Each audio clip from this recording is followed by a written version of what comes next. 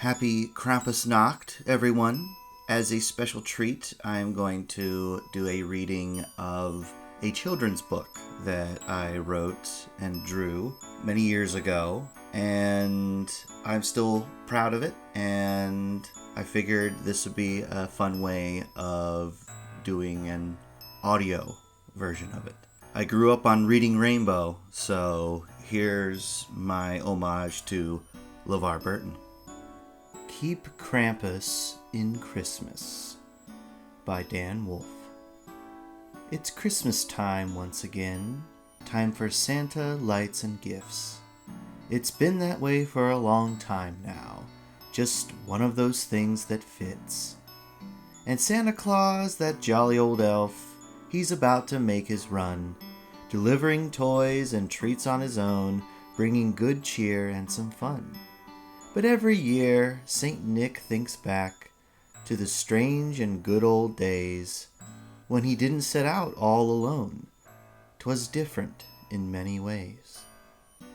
St. Nick was a bishop long ago, with a tall hat and jolly red robes, walking in December to every land, granting gifts to all the abodes.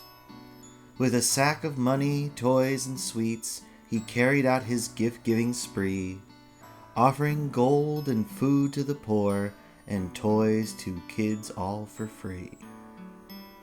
Good people always received his gifts, but he warned those who offend. Another traveled those cold winter nights. He was Krampus, Nick's special friend. Krampus was a beast hairy and big, with claws that could rip off a door. He had horns on his head, fangs in his mouth, and a tongue that hung down to the floor. He was a monster, no doubt about that, a demon delighting in frights. He stalked the land, yowling in the cold, nabbing foul kids on winter nights. Nick met the beast and liked him at once, offered Krampus a spot in his sleigh. "You're the Krampus, you'll be my friend. Together, let's make a holiday." Each December, the pair set out to visit kids of all lands and kinds. Nick would treat the good to toys and cakes, and Krampus would whip brats' behinds.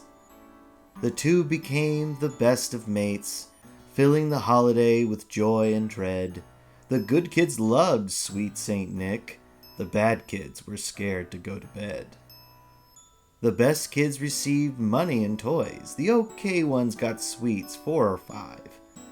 Bad ones got coal or chained to the wall, and the rotten ones would get eaten alive. Christmas was a day loved by the kind and feared by all who were mean.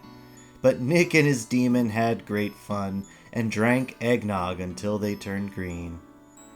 They spent the months before Christmas preparing in their own special way. Nicholas made toys and baked his sweets. Krampus shined shackles that made brats pay. For years their fun went on and on. The sacks of toys and kids stayed full, but angry voices started calling for Nick, wanting the whole holiday to be dull. People who make lots of money, priests, kings, and angry parents too, they cornered Nick while on his way home. What they wanted, he wished he knew. "Your holiday stinks," shouted some. "It's no good as it is," said more. "That Krampus of yours has got to go. He eats our kids while we snore." "Listen here," said Nick. "He's my buddy, and he does his job quite well. If your kids weren't so rotten and bad, you'd have no sob stories to tell." But they yelled until the sun came up. In the end, what they said made Nick sad. "Get rid of the monster, we'll love you more, and your holiday won't be so bad. Kids will love it, they'll wait all year. Your day would be the best of them all. Ditch Krampus, and we'll give you anything, and build you a special place in the mall." Nick thought it over some and believed. "My buddy would be happier and free if he walked the world on his own, and then people would want to love me. So Nicholas went home where Krampus sat, and when he spoke, he made the beast cry. To his frightful friend, dreaded by kids, to the Krampus, he said his goodbye. Krampus disappeared into the snow, shivering and cold and alone. Nick didn't see him for many long years. He didn't even call him on the phone. Krampus was lost, with nowhere to go. He found places to stay where he could, in children's closets and under their beds, sleeping on the cold, hard wood. When Krampus was gone, children rejoiced, and Nick was everyone's favorite guy. Good kids got better, the bad kids got worse, and Nick would still shoot across the sky. Nick was a hero, everyone liked him, with more friends than he could count. For years he got bigger, popular, and rich, but one thing did not lessen any amount. He missed Krampus, that black-furred fiend, as an old woman misses her fuzzy cat. To feel better, he took to eating cookies, eating so much that he got a little fat. On one lonely Christmas, making a stop, Nick found his way into a room. A plate of cookies sat waiting for him, when from a closet fell out a broom. Inside was Krampus, behind the door, looking rougher, colder, and thin. "Friend!" exclaimed Nick. "Here you are! Tell me, Krampus, how have you been?" "I've been alone," moaned the miserable thing. "I've lived in closets and under beds too." Nick asked, "Why not stay with another friend?" Krampus said, "Because my only friend was you." Guilt filled Nick's old heart. He was ashamed for what he had done. Here was his friend who needed someone, and he left him to be loved by none. Being alone hurt the beast's heart, and it hurt Nick to see the thing sad. Nick wanted to make everything right. As his friend, he had been so bad. "Come with me, Krampus. I'll take you home. Don't you give this place another look. You're welcome to stay as long as you like, and Mrs. Claus is a mighty fine cook." Krampus came to stay with Nick, and it was nice to have his buddy back. But people grew nervous to see it again, and feared it would go on the attack.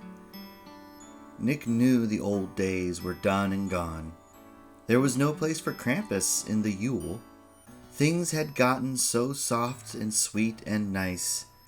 There was no place for a mate that was cruel. But then a thought came to his mind. A plot was suddenly hatched. If Christmas didn't fit his friend anymore, he would find a holiday that matched.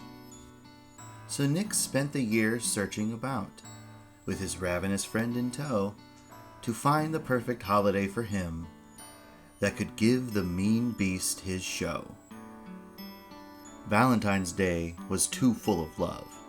St. Patrick's Day was far too green. Easter rabbits only needed chocolate eggs.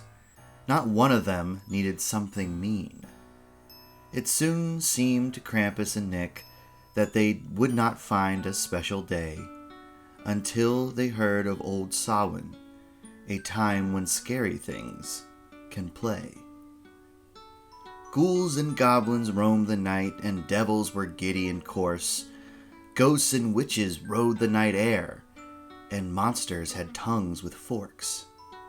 It was a grand day for scary things, when monsters fill you with fright.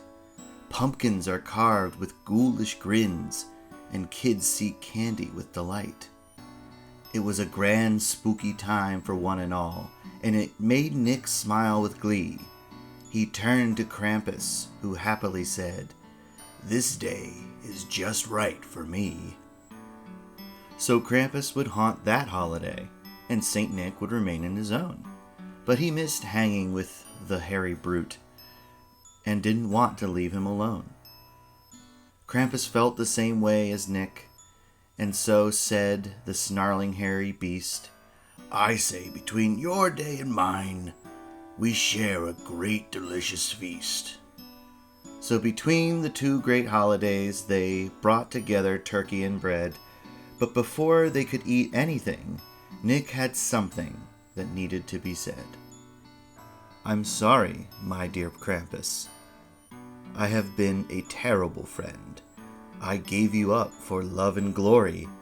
I'm why our partnership had to end.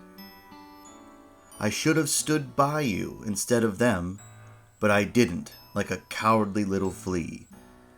I know I don't deserve it, but I must ask if you can forgive me." Nick held his head low for a time, afraid that he would lose his friend for good. But Krampus looked at him with big red eyes and said, "Forgive you? Of course I would." So the friends were together again. They drank and sang through the night. For years they've gone their merry ways, each with his own evening flight. Being friends meant everything to them, and they didn't care what others thought. Even if people didn't like that beast, true friendship can simply not be bought.